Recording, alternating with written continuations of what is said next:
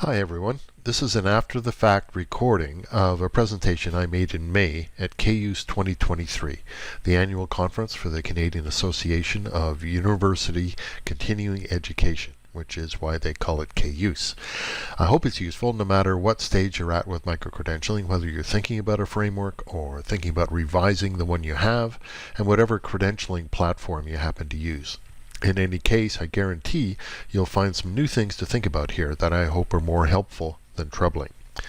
Meta means that it's platform agnostic and more of a customizable toolkit than a recommendation for full adoption.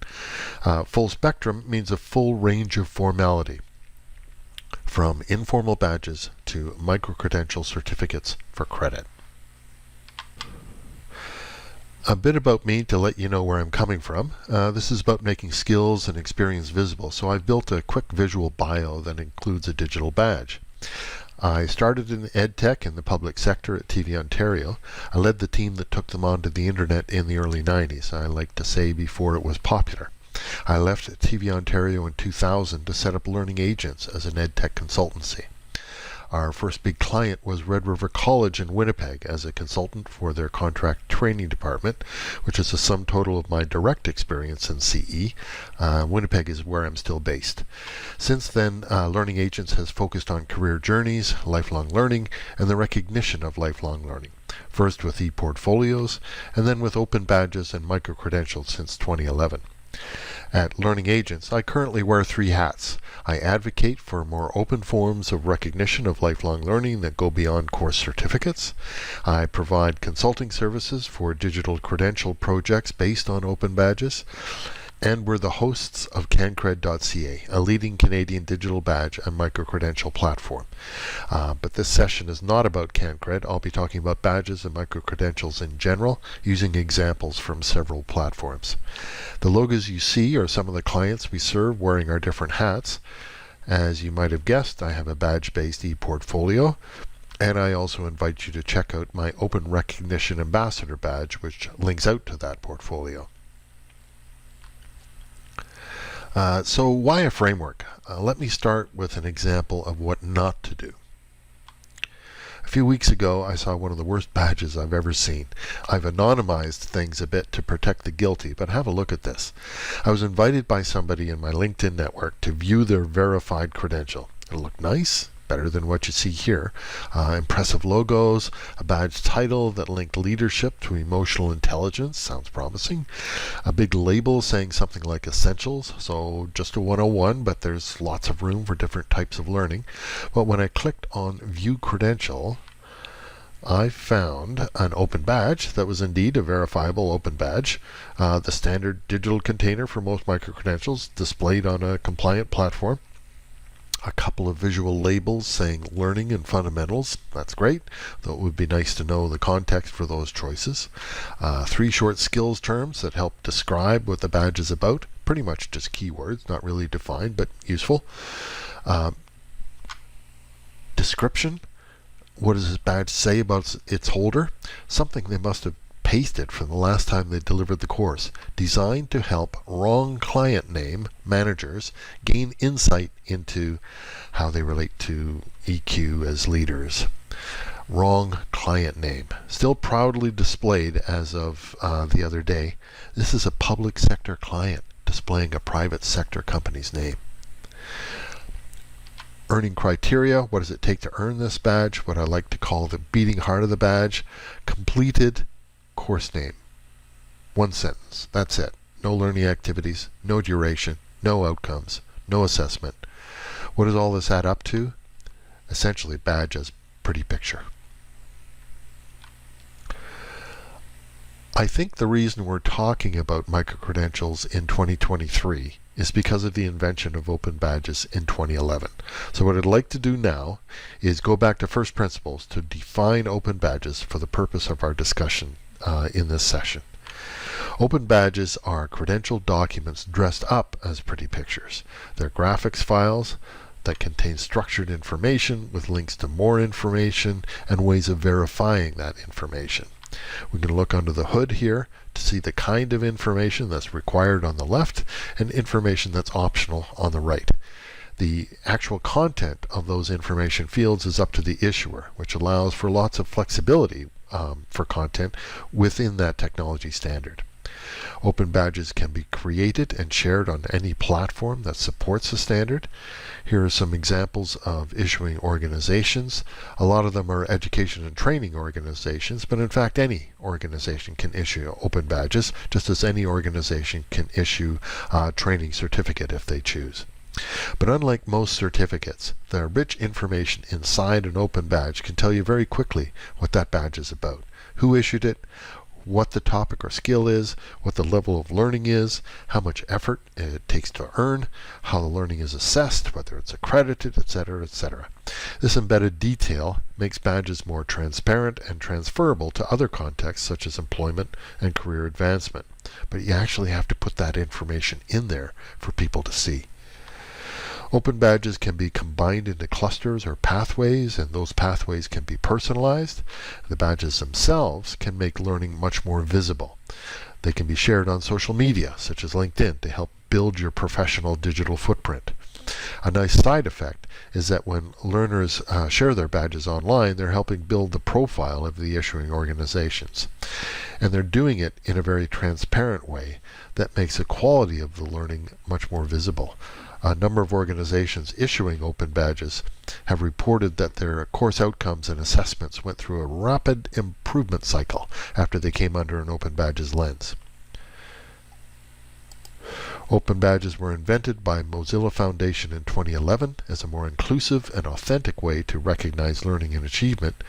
In 2017, Mozilla passed that standard over to OneEdTech, a US-based edtech standards body, which has led to some changes in the vision.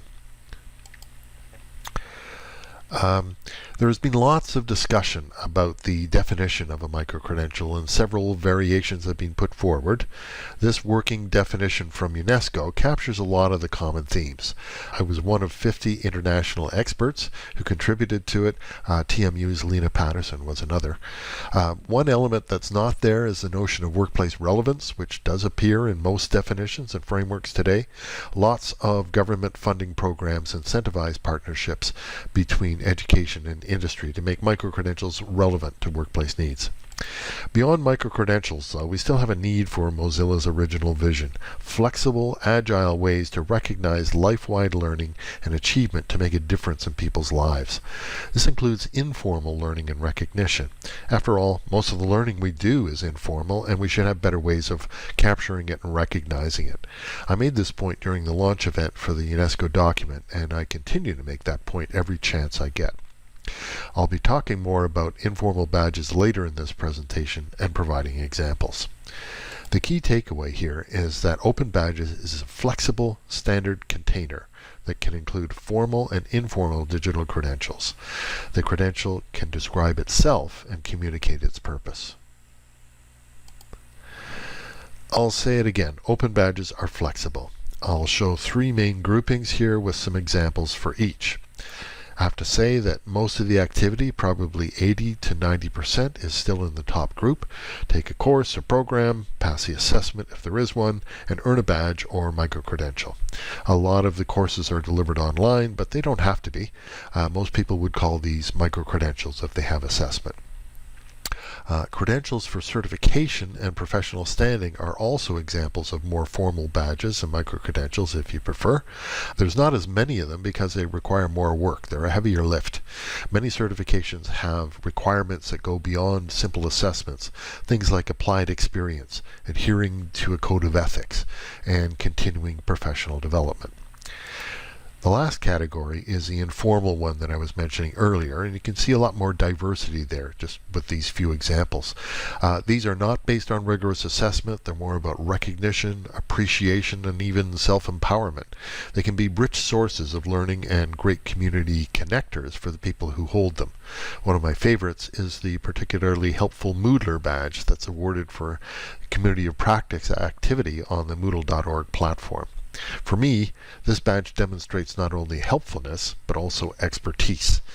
And that's not a bad combination to be recognized for. And it does recognize authentic performance. Here's a menu of use cases for badges and micro-credentials in post-secondary. I adapted it from Penn State, and you're welcome to adapt it further.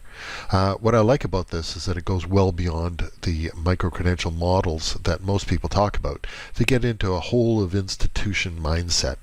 And not all of these use cases require assessment. It also reminds us that faculty and staff are also lifelong learners. That said, we're mostly concerned in this session with the top right. This chart of potential benefits from Mark Brown's team at Dublin City University for a Commonwealth of Learning journal helps us start to think in more detail just what are the various interests of the stakeholders involved. I've added a few more benefits at the bottom. And the arrow is a reminder that the institution is making claims about learning that it should be able to back up. We'll be returning to multiple stakeholders later in the context of the Saskatchewan framework. Most of the rhetoric is about putting the learner at the center, but is it just one learner? This great diagram from Heckel helps make clear that lifelong learning is a journey, and your needs change over time. Badges and credentials can help in different ways at different stages of your life, often at times of transition, whether from school to work or from one career to another. Looking at this, I might add something like transition to Canada for international students and immigrants. Badges can be a very helpful way of making you and your skills visible. There's lots of talk about micro-credentials and competencies, but what about levels of competence? Miller's pyramid was developed for assessing clinical competence in health professions, but it also works well for other kinds of skills and knowledge. The bottom two layers are more about knowledge and reasoning. The upper two levels are about performance, being able to demonstrate the application of knowledge and skills, and then being relied on to do it on an ongoing basis. And the assessment changes as you move up the pyramid. Let me ask you, is it more important that your doctor got 100% on a surgery bubble test, or that they have a good surgical performance record? Learning is life-wide. Most of it happens in the wild, outside the classroom. It's informal and usually unstructured, sometimes working with others, sometimes by ourselves, as we navigate all the things that we need to get done. Here are some examples, slotting into something called the 70-20-10 ratio. Some people like to quibble about the exact percentages, but most of us agree about the basic point. You can't take a course about everything. Trouble is, many approaches to micro-credentials that I've seen assume that you can do it all through courses and programs. There should be more agile ways to meet rapidly changing needs and help learners apply, transfer, and demonstrate what they already know and can do as a whole package, not just isolated technical skills. Certainly opportunities for experience, demonstration, reflection, feedback, projects, and other ways to apply education to real-world performance. So there are some questions to answer. For example, what's a badge compared to a micro-credential? For me, a badge is simply a flexible digital container. But for some, the word badge has a specific value-based meaning, or should I say meanings. It's either not good enough to be a micro-credential because there's no assessment, or it's too small to be a micro-credential, which is seen as a stack or a bundle of badges with a minimum credit level. Unless you're American, and then you just call everything digital badges or maybe alternative credentials. What happens when a bundled micro-credential becomes part of a larger bundled micro-credential? What do you call that? And Malcolm Knowles told us that adult learners are mature human beings. They're not just empty containers for your knowledge. They want to compare what you're telling them with their life experience and what they need now. Maybe they don't know the details of electric cars, but they want to get into that sector. They've learned some new things before and how to work with other people, and these are very important in-demand skills. How can we recognize current capacities and human potential in our approach?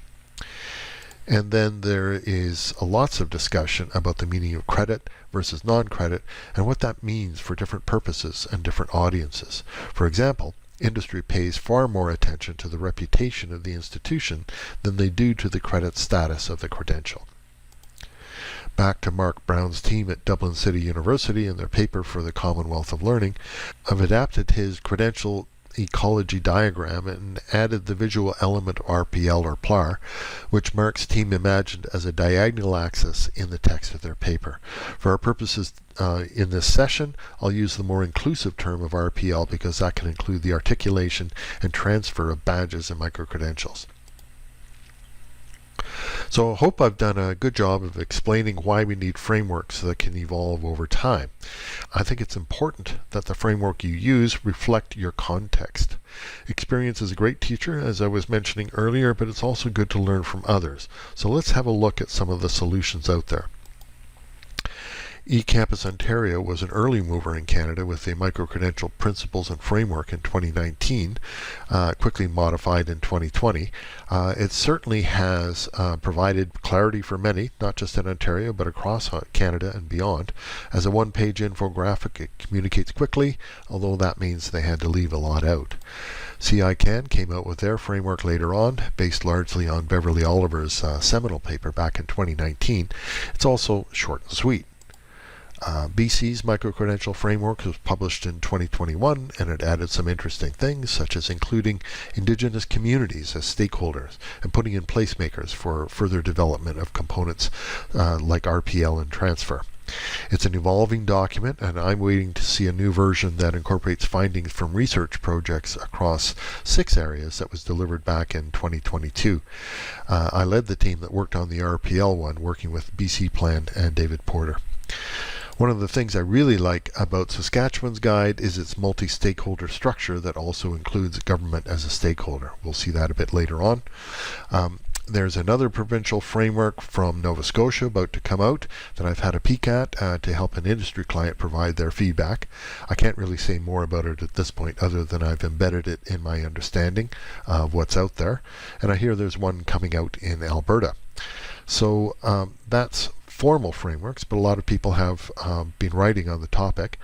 I've included a document I wrote on business models that touched on frameworks, but a lot of smart people have weighed in on different aspects at different levels of formality. Because this is my presentation, I've included my own blog, but the Contact North blog is also pretty useful. The most recent paper is from Alex Usher's team at HISA. Just by the way, I'll be providing you with an interesting way to access these references at the end of the session. So, that's a good sampling from Canada. Let's look further afield. The New Zealand Qualifications Authority guidelines attracted lots of attention when they came out in 2020 because aligning to them meant public funding for your program. My biggest takeaway from the guidelines was their insistence that programs couldn't just be chopped up into micro-credential fragments. Each micro-credential had to have standalone value. The Malaysian Qualifications Authority have taken a fairly old school approach, I would say, but I refer to the Australian National Framework a lot. It's structured very well and uses plain language. Beverly Oliver, that I was mentioning earlier, chaired the working group, and her influence really shows, such as in the requirements section, which is based on her earlier suggestions for a critical information summary back in 2019. She's been a huge influence in this space, and I'm only sorry that she's now retired. The EU framework is sort of a Bologna in miniature, but it does provide an alternative perspective. I find the U.S. Registrar ACRAO document really refreshing, actually, for its naming of open badges as a flexible technology standard for different kinds of recognition, and I find its best practices approach quite helpful. In terms of other work in this area, Madison College's Digital Credentials Institute developed this very helpful infographic in early 2020. Note that it's all digital badges, even the more formal types of digital credentials. These two papers, one from Rutgers in 2019 and the other from the American Council on Education in 2016, are a bit older, but they have inclusive approaches to quality that touch on concepts such as equity and socioeconomic impact that still resonate today. Speaking of today, I've included the very recently published Unified Credential Framework from Western governors who have been influential in this space. On a single page, they managed to include principles, levels of mastery, and a credential taxonomy. To round things out, I'm one of a few Canadians that's been invited to participate in the National Advisory Committee for the U.S. Multi-State Credential As You Go initiative. What you see here is their so-called incremental credentialing framework. You can see external and prior learning are explicitly featured in the framework. And by the way, a great way to keep up with the literature is through the Microcredential Observatory at Dublin City University. That's Mark Brown and his team again. I mentioned certificates and certification earlier. Those terms are often used interchangeably, but they're actually pretty strictly defined in international standards that relate to professional and workplace-related learning. Program certificates are for successfully achieving learning outcomes by completing assessed courses and programs. Certifications are robust, independent assessments of the knowledge, skills, and/or competencies required for competent performance in a role. To meet the standard, the assessment can't require any particular course or program. So standards-based certifications are really RPL on steroids. These standards cost money and they tend to be, shall we say, sparsely written. I have them, but I've found this backgrounder from ICE very helpful, as well as The Business of Certification by Lenora Knapp. Her book is not free, but it's quite useful, and it did mention microcredentials when it came out in 2017. There's a nice little section on it. I particularly appreciated when she said that trying to make microcredentials into micro-certifications severely limits their range of use as flexible, incremental form of recognition. I'm going to take you now through a detailed case study of an organization that's not a post-secondary institution, but it's a multinational intergovernmental organization that takes a comprehensive approach to digital credentials. Their approach included a close examination of lots of educational microcredential frameworks, and they're now using their framework to partner with post-secondary institutions. So I think you'll find it relevant.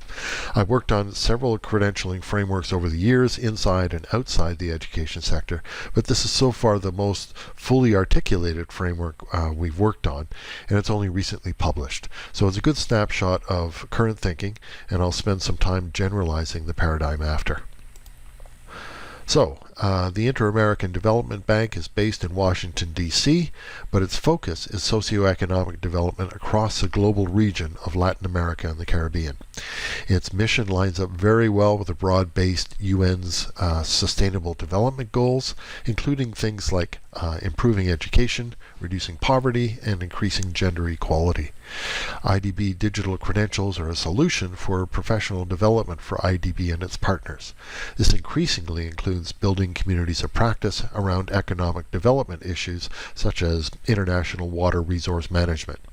The team is quite innovative, but as a whole, the IDB culture is somewhat hierarchical, and formal academic qualifications are valued highly, so care needed to be taken when introducing alternative credentials to this context.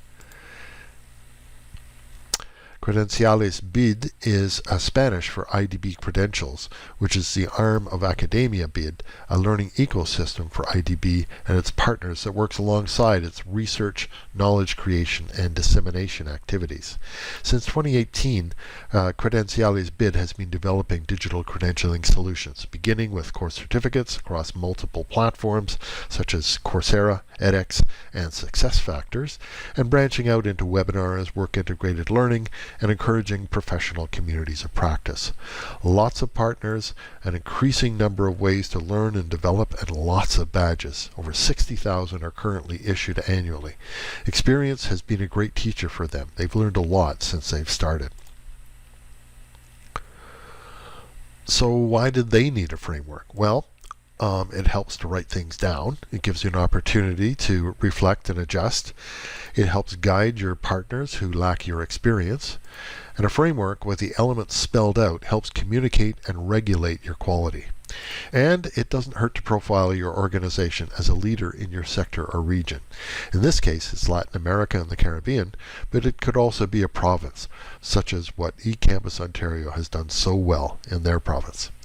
So, I worked with the Credenciales BID team to develop a framework that would do all these things. First, we felt we needed to show that we didn't dream up this framework from thin air, that it was well researched and well aligned with global practices, the needs of the region, and the mission of the bank. We framed things in terms of foundational principles, such as the UN SDGs and the principles for digital development, both of which the bank already espouses. Micro-credential frameworks such as the ones I've been mentioning, broader educational equity principles such as open educational resources and practices, and UN recommendations on adult learning, technology standards such as open badges, professional and industry standards like the ones I mentioned earlier, but also standards like corporate social responsibility, which is important for learning organizations, a concept I'll dig into a little bit more later. I developed a grid for comparing frameworks a few projects ago, and we adapted this for IDB's context. It's a big Google sheet that's really hard to display properly, but it's been a great reference to quickly compare concepts such as relevance, partnership, or credential formality across different frameworks when you're writing up your own approach to a particular concept. Here's an overview of the IDB credential framework that we developed. First is the framework itself, split into sections, and then related supports, many of which had already developed organically at IDB, but are now refactored and made more explicit for better transparency. I'll go now through the sections at a fairly high level. It starts with a manifesto, which is not just a noun in Spanish, it's also a verb and a public way of saying I declare. IDB's manifesto clearly aligns its mission in the mission of the bank and its policies, as well as in broader principles and goals related to international development, the public good, and learning and recognition in particular. Its overall goals are centered on three main areas: self-empowerment, open learning in communities, and the continuous improvement of positive outcomes for the region. Framing elements are fundamental concepts that connect the principles of the manifesto to IDB's approach to digital credentials within the framework. By integrating these core elements, IDB aims to provide a comprehensive and cohesive foundation to guide IDB's digital credential initiatives. This approach ensures that its credentialing ecosystem remains aligned with its mission, values, and strategic goals, while fostering innovation and adaptability to address the evolving needs of learners, employers, and educational institutions. For example, open badges are explicitly cited as a foundational technology, and levels of verifiability are driven by the contextual purpose. Viewer expectations will be managed by clear, transparent representation of the credential with additional support as needed for the purpose. Part of that transparency comes from a clear taxonomy. We could call the more formal IDB badges micro-credentials, but IDB actually avoids that term to prevent the fostering of a binary credential mindset, such as micro-credentials versus badges, credit versus non-credit, high value versus low value, and so on. They prefer a more continuous spectrum of badges that can be adapted to context and extended as needed. A performance badge is based on a robust learning experience and a summative assessment of the knowledge, skills, and or competencies required for competent performance of an occupational or professional role or a cluster of work-related tasks or responsibilities. An assessment badge is typically based on a course or program where intended learning outcomes are summatively assessed. This is your typical course-based micro-credential.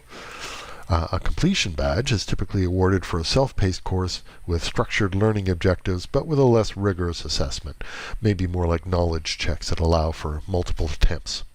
Participation badge may recognize taking part in a webinar or workshop that might feature discussion and interactivity, but not a rigorous summative assessment. Milestone badges recognize learning pathways and aggregated collections of other badges.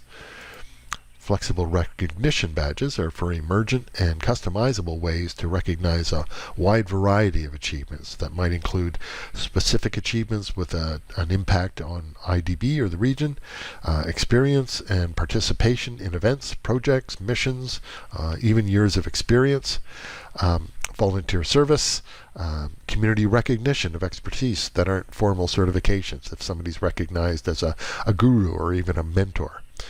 special awards for specific competitions or maybe lifetime achievement, quests or other special achievements, informal recognition beyond simple participation, for example, building a product in a makerspace. I mentioned communities of practice earlier, and there is a community professional badge for individuals who have actively engaged in their community. But they're also working towards community organization badges to recognize organizations as distinct actors who have formed partnerships, developed plans, collaborated on projects, or helped create, transfer, or adopt knowledge and innovation for development. You can think of MOUs on steroids here.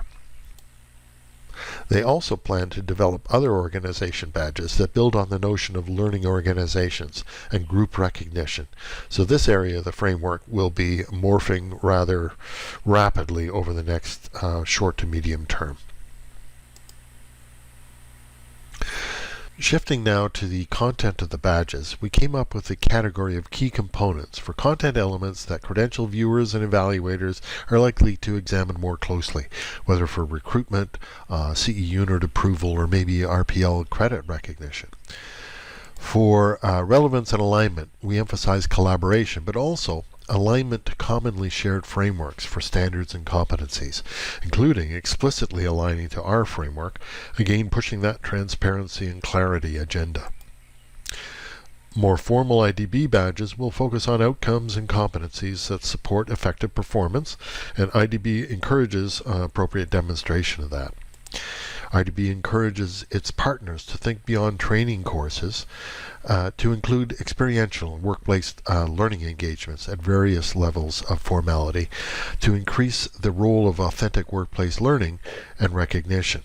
Regardless, the learning experience should be clearly described. For assessment and evidence, more formal badges will clearly describe assessments that are well aligned to intended outcomes and competencies. Direct evidence that's authored by the learner may be included in the credential if it adds value. Otherwise, the credential itself is indirect evidence backed by the issuer. IDB allows for evidence to be added after the issuing, which is possible with at least a couple of the platforms out there. More formal badges, such as assessment badges and performance badges, may optionally align to levels of learning that may be internally formulated or externally sourced. IDB has developed some internal levels that balance complexity with type of assessment. IDB's quality assurance is centrally administered. Their approach to quality is pragmatic. How will requirements fit the purpose of the badge? They have already improved their process through their framework with the framework-aligned badge requirements. These are text templates that badge creators complete and submit to the central credentials team.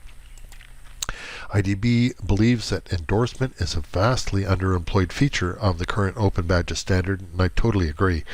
They strongly encourage their partners to seek clear, authentic endorsements from multiple third parties to build trust and add significant value to their badges, not just those partners who have collaborated on the badge.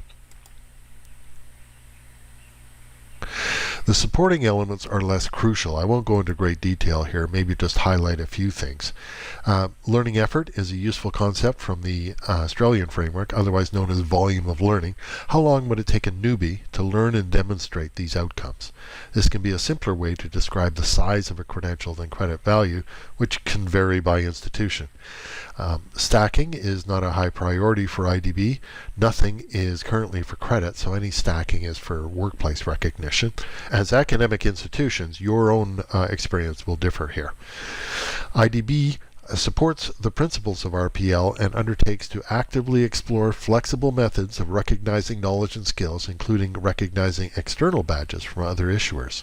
More formal IDB badges should be compatible with accepted RPL processes at professional bodies and academic institutions. Experience will tell how credit ready they are. The notion of a critical information summary of badge content was first suggested, as I mentioned earlier, by Beverly Oliver in 2019. It was a way to encourage greater consistency between microcredentials and increase their portability.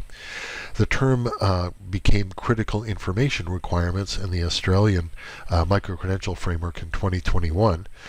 Requirements are required or recommended, and the European framework takes a similar approach. IDB has adapted this idea by taking the Open Badges standard as a starting point and then developing variations for the different types of badges in their taxonomy. This approach is an example of them avoiding a microcredential monoculture, choosing instead to support a broad spectrum of recognition. Each badge is explicitly labeled in the criteria, for example, participation badge, and contains a link to the framework taxonomy using the Open Badges alignment field, just to make things very clear. Here's a very detailed version that was part of a recently published IDB technical note in the initiative. It starts with the taxonomy, then the various requirements are mapped to the different badges in the taxonomy. You can see the Open Badges fields coming out in the badge on the left. The criteria field breaks out into 11 sections that may be mandatory, recommended, optional, or just not applicable, depending on the type of the badge. Don't worry, you won't be tested on this. It's just an example of what you might want to explore doing yourself. The critical information summaries drive the badge requirements templates that the badge creators use to develop their badges.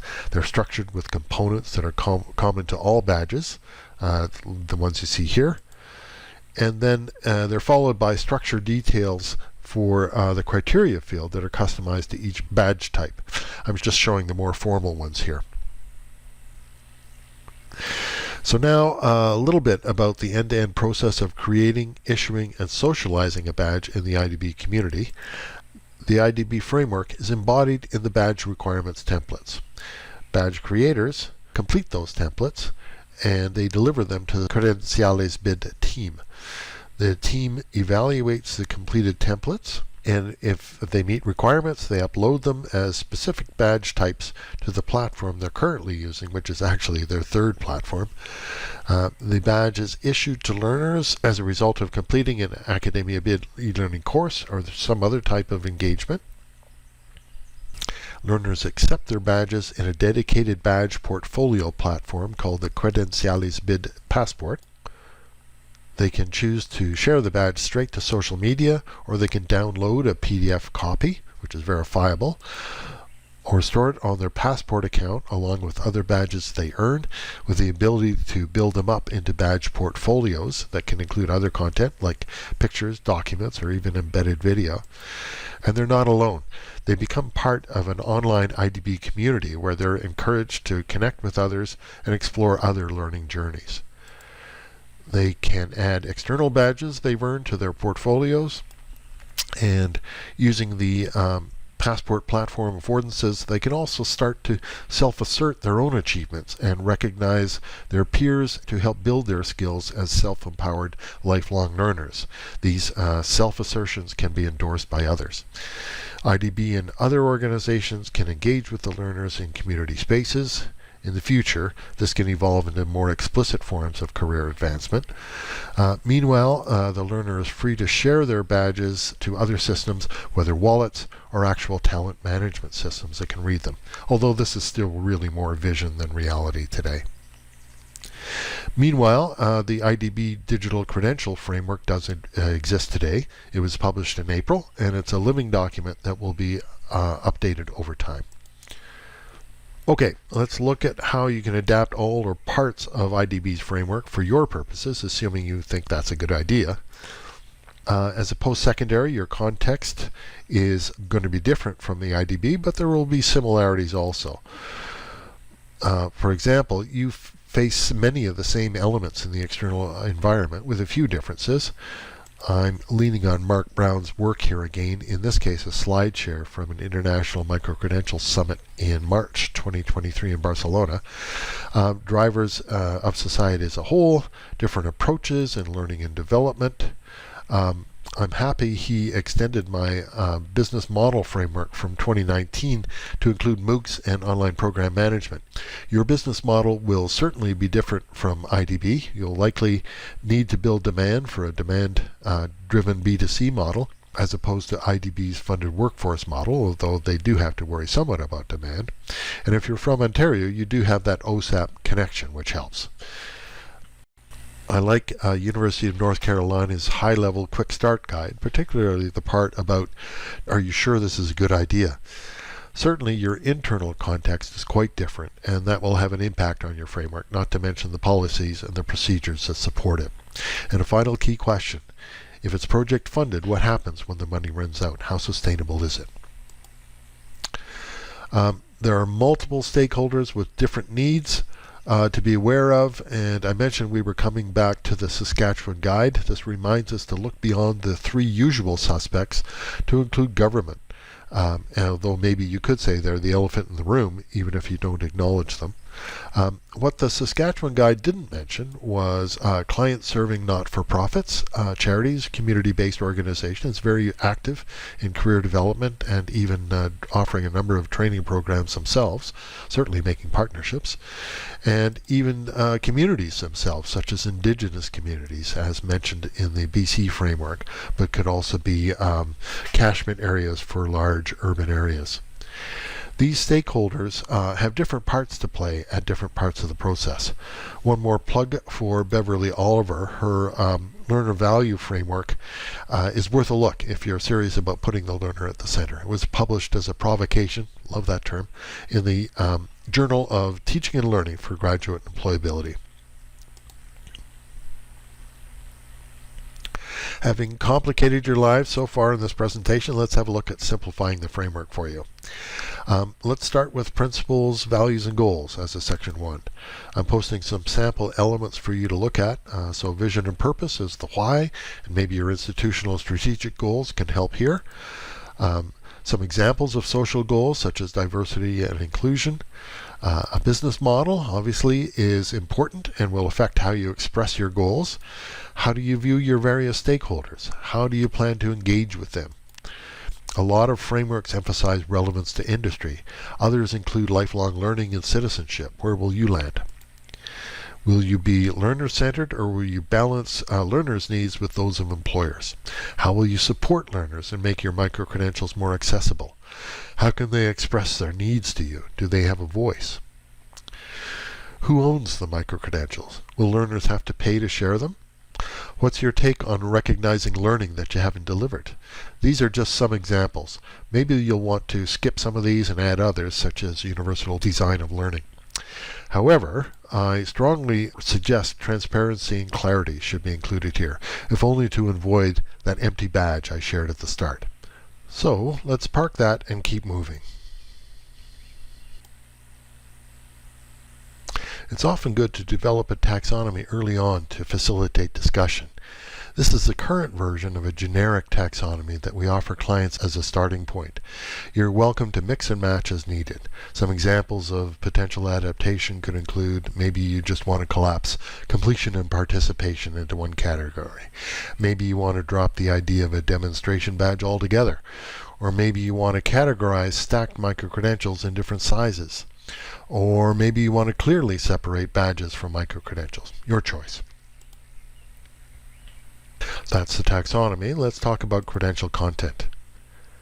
What we expect to see inside those badges and micro-credentials. If you're using open badges for your credential container as IDB is, some of these elements are already laid out for you. The Open Badges standard defines the mandatory fields, so there's no choice there, but I've also laid out some recommended and optional fields for you, which you're at liberty to rearrange. Now, one of the mandatory fields is criteria, which breaks out into a list of sub-requirements. What I'm showing here are the criteria requirements we normally recommend for an assessment micro-credential. In this case, mandatory is whatever you and your framework decide. So again, you can shovel things around here. I've also provided some other options that surfaced during our research for IDB, which we don't currently use. Inherent requirements means things like do you need a laptop to take the course? Assessment, supervision, and identity verification are obviously more important for high-stakes assessments, and you have to decide whether your smaller micro-credentials are worth that trouble, or if there are other ways to ensure verifiability that go beyond blindly trusting in blockchain. For me, grade achieved feels like it's getting away from the notion of meets requirements, which is where badges and micro-credentials began, but others might feel differently about that. So now we can map these to our one-page framework. Easy, right? So let's have a quick look at what's needed to support this. And I do mean quick. It's hard to provide detailed advice here given the variations in policies and procedures. But frameworks from individual institutions such as University of Toronto, Algonquin College, and KPU may be helpful, and more are coming online as we speak. I'll mention a couple of broader-based efforts a few slides down. In terms of documentation and support, it's great to publish your framework in public, as many have. It's good to be well supported with references to clearly show how you define the concepts and why. You'll want to break out your taxonomy and provide an infographic overview for quick communication. You'll want to supplement the high-level one-page snapshot with detailed requirements in the form of critical information summaries, along with content templates that operationalize those and help your users and help manage your quality.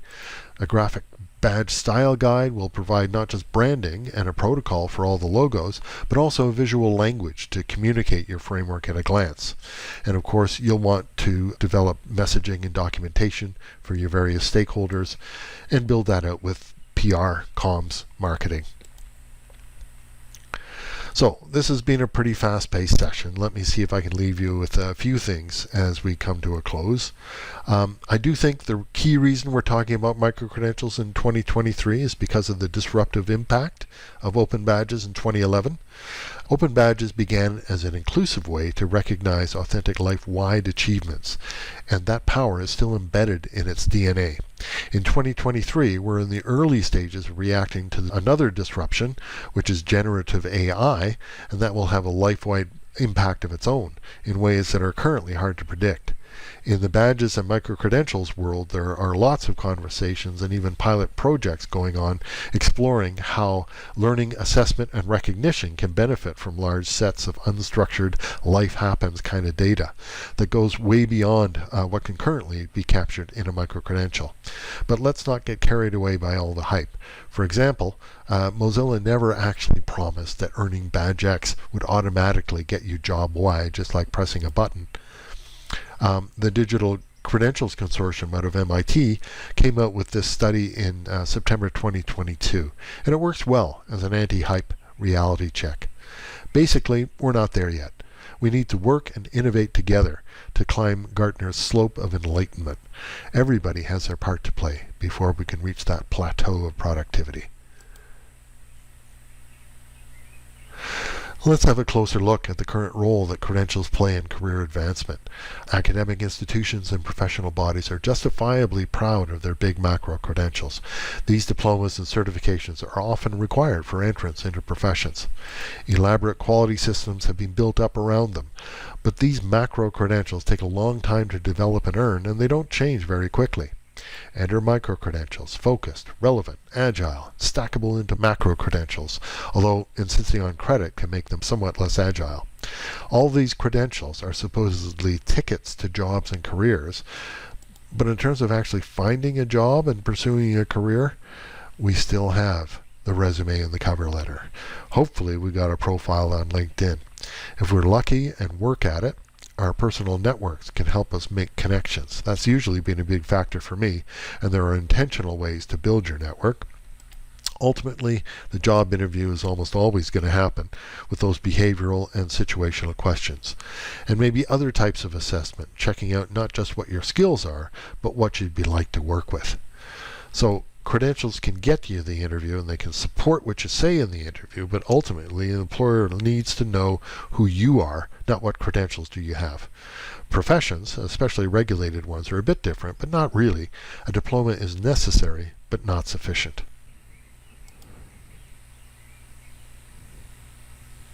The emergence of microcredentials builds on the realization that post-secondary institutions are embedded in their communities, and that most learners have some expectation of employability as an outcome of their learning.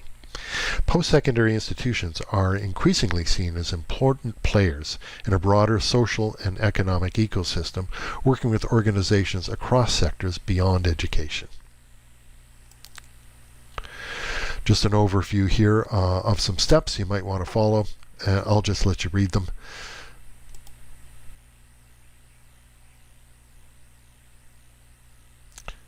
Maybe you're already doing this, but I'd like to emphasize that the more you can learn from actual experience to test your assumptions and try things out before fixing your ideas, the better, and the more immersive, the better. Maybe you can consider earning some badges yourself, say from eCampus Ontario's Extend program or something similar.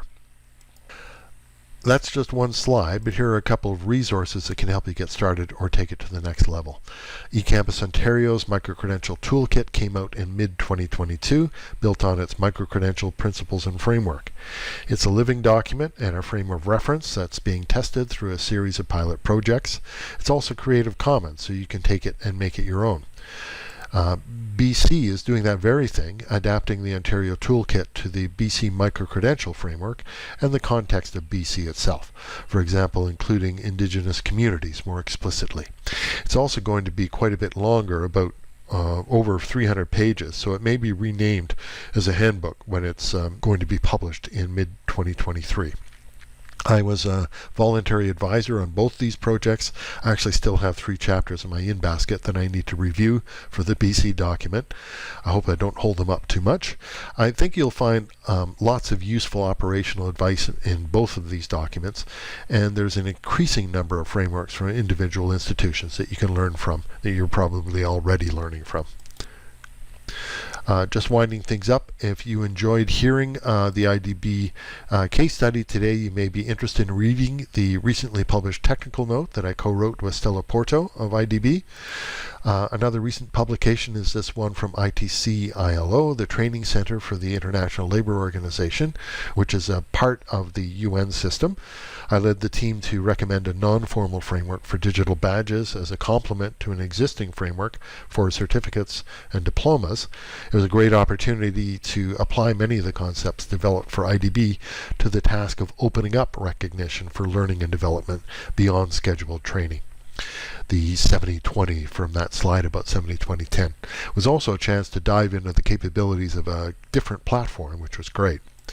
We'll be presenting these findings in a webinar for the broader UN community on June 6th, and I'm hoping that will be recorded. I haven't got the link for that yet.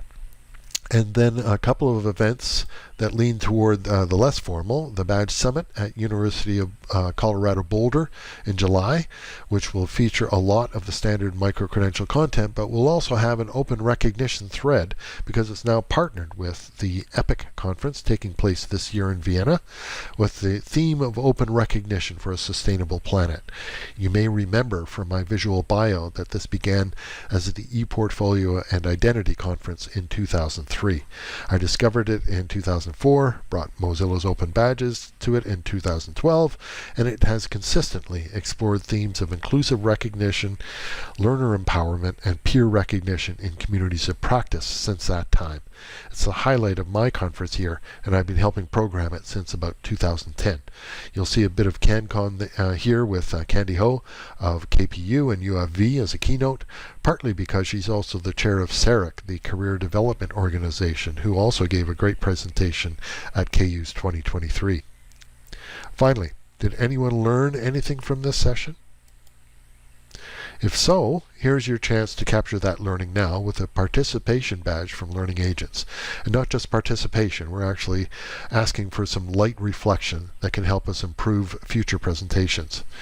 If you complete this form telling us what you learned and how you might apply that in your work, you'll be issued a digital badge that will include links to this recording, a speaking notes version of the presentation deck, and a list of key references that I've been using.